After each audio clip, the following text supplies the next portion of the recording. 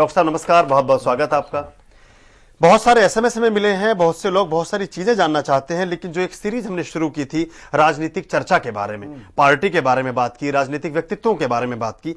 आज बहुत सारे एसएमएस में, लगभग 300 से भी ज्यादा एसएमएस मिले हैं जिसमें भाजपा के बारे में लोगों ने जानना चाहा है और ये पूछना चाहा है कि भाजपा कैसा परफॉर्मेंस देगी इन चुनावों में और आगे चलकर भाजपा का क्या भविष्य रहने वाला है।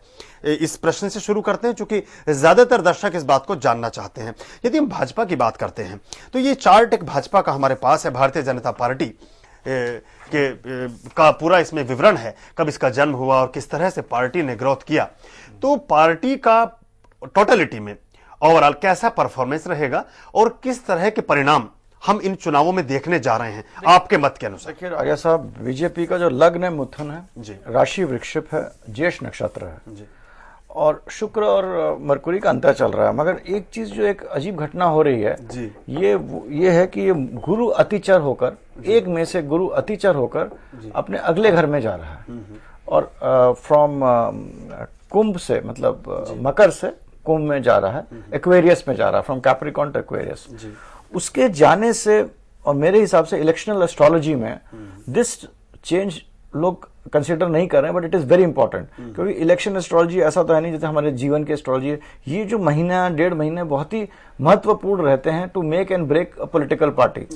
तो हालांकि मैं आप सब डिस्कस कर रहे हैं कांग्रेस, बीजेपी, ये वो, तो मतलब अब सब लोग कह रहे हैं अच्छा कर रहे हैं, पर मेरा मत है जो मैं आपके शो के माध्यम से बोलना चाहता हूं कि जो बीजेपी का जो समय है, बिकॉज ऑफ जुपिटर अतिचर होने के कारण 1 मई से 16 जून तक और गवर्नमेंट 2 जून तक बन जाएगी।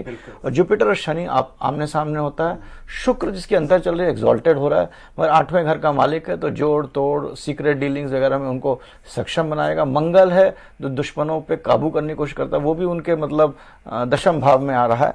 और बाकी कुछ चीजें देखते हुए मेरे को लग रहा है बीजेपी एक, जैसे लोग कह रहे हैं कि कांग्रेस की मतलब सीटें ज्यादा आएंगी, जो कि पोल गणना ये वो, but I am just talking astrology और जितना मेरा ज्ञान है सब्जेक्ट पे, उसके हिसाब से मेरे को लग रहा है। और let us see how this play. BJP की सीट कांग्रेस से ज्यादा आएंगे क्योंकि जुपिटर का जो अतिचर हो रहा है, वो जो कांग्रेस की एक पॉजिटिव चीजें थी दैट बिकम्स स्लाइटली रेट्रोगेट।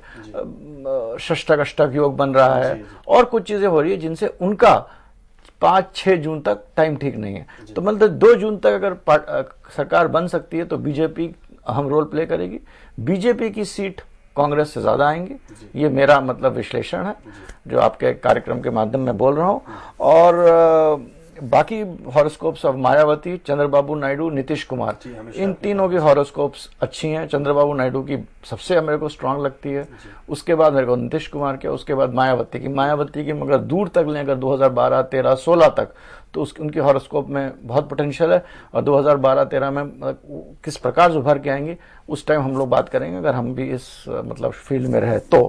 अगर हमारे आप लोग बुलाते रहे इस तरह, तो हमको यही लग रहा है। और मतलब मोटा मोटा ये है कि बीजेपी की सीट कांग्रेस से ज्यादा आएंगी, कोलिशन गवर्नमेंट बनेगी, इन चारों का ये ज्यादा है। मगर यही है कि मेरा जो अल्टीमेट एनालिसिस ये है कि BJP will do better than Congress. Doctor साहब एक एसएमएस हमें मिला है, इन्होंने जानना चाहा है, ये आया भोपाल से हमारे पास और नाम है इनका अनुराग अवस्थी, इनका लास्ट डिजिट है 2309। ये पूछते हैं कि क्या भारतीय जनता पार्टी की जो सरकार है वो स्थिर सरकार दे पाएगी? ये शायद हमारे कार्यक्रम में भी शामिल, अभी भी इनका एसएमएस मिला है 9:04:03 पर भोपाल से अनुराग अवस्थी। क्या भारतीय जनता पार्टी की जो सरकार बनने की संभावनाएं बनती हैं, क्या वो स्थिर होगी? ये इनका प्रश्न है। देखिए जो हमारे स्टार्स की हैं, प्रैक्टिकली तो हम बहुत कुछ कह सकते हैं। स्टार्स के हिसाब से अक्टूबर नवंबर के बाद अस्थिरता बनी रहेगी, अक्टूबर नवंबर तक। उसके बाद स्थिरता रहेगी और 1-1.5 साल बाद फिर एक अस्थिरता की स्थिति उत्पन्न होगी।